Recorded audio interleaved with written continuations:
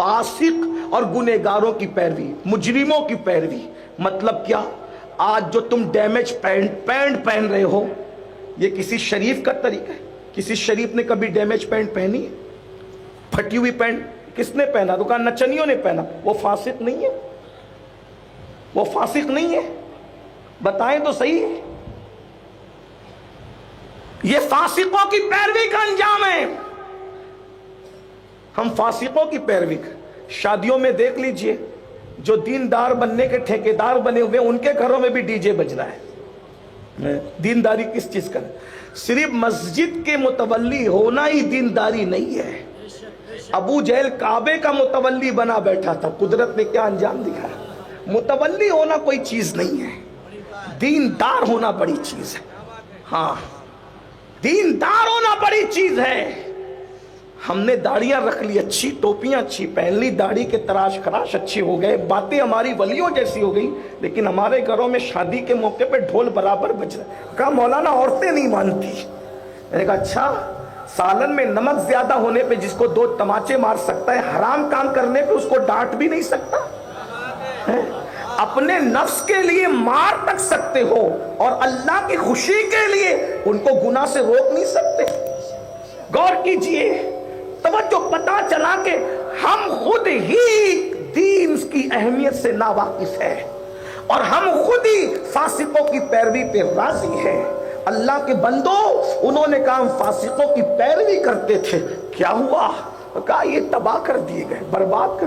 فاسقوں کی پیروی نہ کرو۔ یہ گانے سننا کیا ہے؟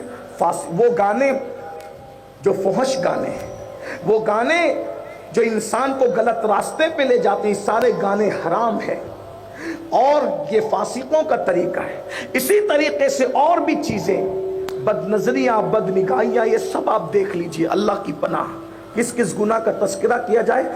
آواز آئی، دنیا سے محبت کرتے تھے، فاسقوں کی پیروی کرتے تھے، اس لیے یہ سب کچھ کر دیا گیا۔ تو عیسیٰ علیہ السلام نے کہا وہ جو تیرے دوسرے ساتھی ہیں وہ کیوں نہیں بولتے؟ کہا وہ کبھی نہیں بولیں گے کہ اللہ نے ان کے منہ میں آگ کی لگام ڈال دی ہے۔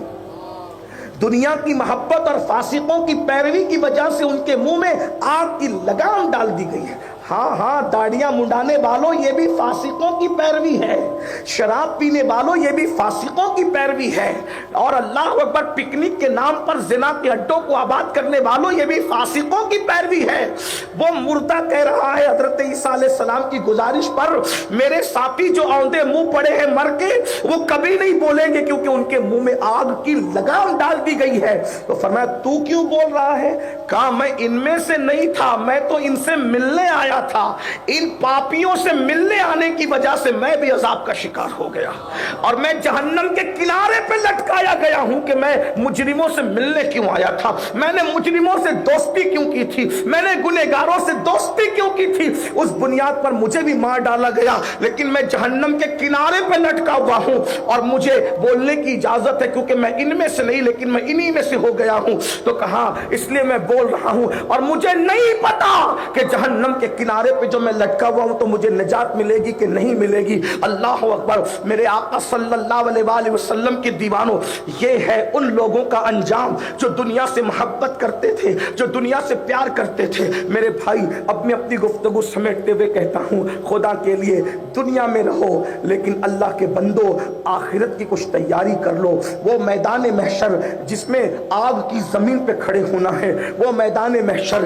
جس میں اپنے اعمال کا جواب دینا ہے، وہ میدان محشر جس میں اللہ حساب لے گا، وہ میدان محشر جس میں اللہ ہم سے پوچھے گا، وہ میدان محشر اللہ اکبر جس میں اللہ تبارک و تعالی جب پوچھے گا۔ اتنا میں کہنا چاہتا ہوں، اگر اللہ صرف ہماری نیکیوں کا حساب لے لے تو بھی ہم اپنی نیکیوں کا حساب نہیں دے سکتے، ہم نیکیوں کا حساب نہیں دے سکتے، ہم جرائم کا حساب کیا دے سکیں گے؟ گفتگو کو اینڈ کرتے ہوئے 2 باتیں پڑھنا چاہتا ہوں۔ آئیے، آخرت یعنی قیامت جب آئے گی تب آئے گی، یقیناً آئے گی، لیکن اتنا یاد رکھنا، جب ہم مرتے ہیں، جس دن ہماری موت آ گئی اسی دن ہماری قیامت آ گئی، اس لیے کہ مرنے کے بعد ہم قیامت کی تیاری نہیں کر سکتے۔ اور یہ بھی سن لو، سب کے لیے قیامت کا دن 50,000 سال کے برابر ہے، لیکن جو اللہ کو راضی کرنے میں کامیاب ہو گیا اس کے لیے پورا قیامت کا دن صرف ظہر کی 4 رکعت نماز کے برابر ہے. جو اللہ کو راضی کر لیں گے. یہاں اللہ کو راضی کرنا بڑا اہم مقصد ہے. بلکہ ہم تو آئے ہی ہیں اللہ کو راضی کرنے, لیکن اتنا بھی سن لیں, بہت دکھ کی بات, ہم سب کو راضی کر رہے ہیں, رب کے سوا سب کو راضی کر رہے ہیں. اگر کوئی کہہ دے میرے بیٹے کی شادی میں آنا ورنہ میں ناراض ہو جاؤں گا, ہم برابر دکان بند کر کے جاتے ہیں دوست کے بیٹے کی شادی میں. دوست تو ناراض نہ ہو جائے, اس کی ناراضگی کے نام پہ دکان بند کی.